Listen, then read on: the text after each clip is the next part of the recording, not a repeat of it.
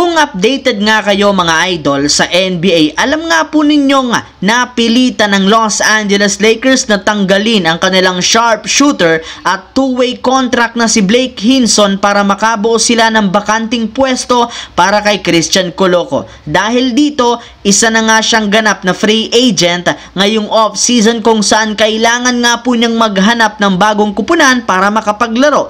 Pero ayon sa balita, inaasahan na hindi rin naman magtatagal ang kanyang pangalan sa free agency dahil sa kanyang talento siguradong meron at merong kukuha dito at mukhang totoo rin naman ito matapos kumalat ang balita sa social media na pumirma na nga po si Blake Hinson ng Exhibit 10 deal o training camp contract sa Golden State Warriors. Sa dami nga po ng mga teams na gustong kumuha sa kanya, Golden State ang kanyang pinirmahan, gayong sigurado nga pong babagay dito ang kanyang playing style sa pagiging isa nitong sharpshooter na nag-average ng 42% sa long range. Samantala, katulad nga po ng napag-usapan natin, bagamat kakaunting pagbabago lamang ang nagawa ng front office ng Lakers, sapat na rin naman ito para maging competitive ang team. Sa katunayan, mismong si Kendrick Perkins nang nagsabi na naniniwala siya na meron nga po ngayong isang bagong starting five ang Lakers na siguradong kakatakutan sa magiging kampanya.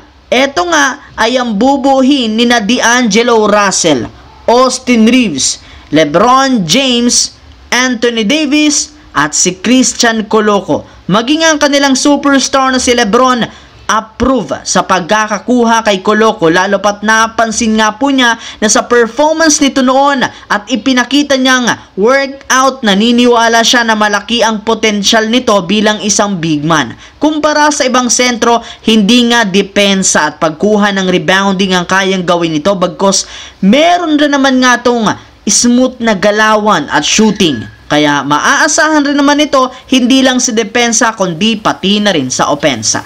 Sa kabilang banda, ilang linggo ang nakakalipas simula nang bumisita sa China ang ilang mga superstar na sina Zion, Luka, Paolo Banchero, Tatum para i-promote ang Jordan brand at si Stephen Curry para i-launch ang kanyang brand store. Si Kyrie Irving naman ngayon ang pumunta para i-promote ang kanyang bagong sapatos na ilalabas ng Anta. Hindi katulad sa iba, unexpected nga po ang kanyang pagbisita sa China at wala rin naman siya ditong ginawang garbong press conference.